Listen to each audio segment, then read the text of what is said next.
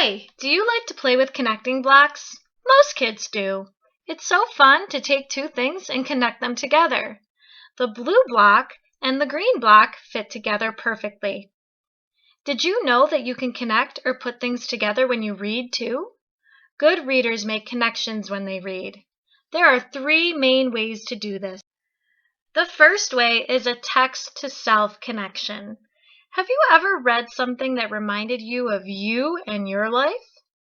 For example, if you read about Janie falling off of her bike, it might remind you about a time you fell off your bike.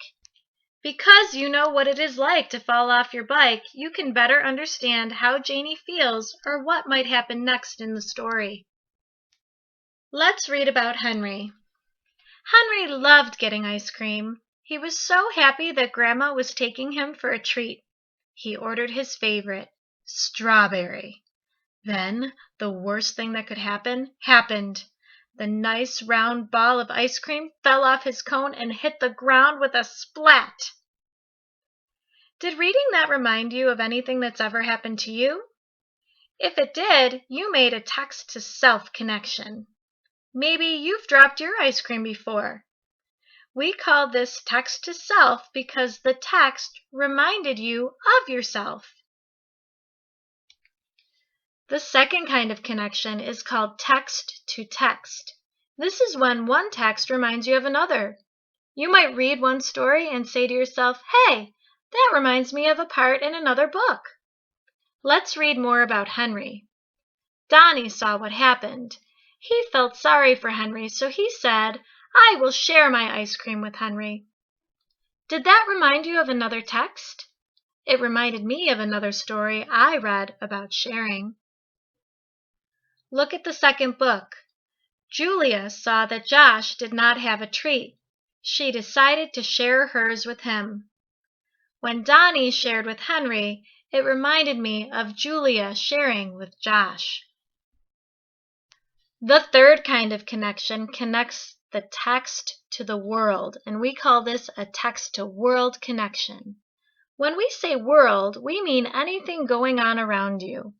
It can't be something that happened to you, because then it would be a text-to-self connection. But it can be something that reminds you of someone you know, your mom, your brother, a cousin, your dog. Or maybe it reminds you of a place like a school or a park. When what we read makes us think of something and it's not ourselves or another book, that is a text-to-world connection. The boys enjoyed the ice cream together, and when it was done, they picked up a baseball and played catch. Grandma smiled because she liked to see Henry feeling happy. Does that remind you of something in this world? It reminds me of watching my brother toss the baseball around the yard.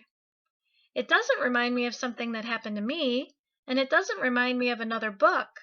But since it does remind me of my brother, someone in my world, it's a text-to-world connection.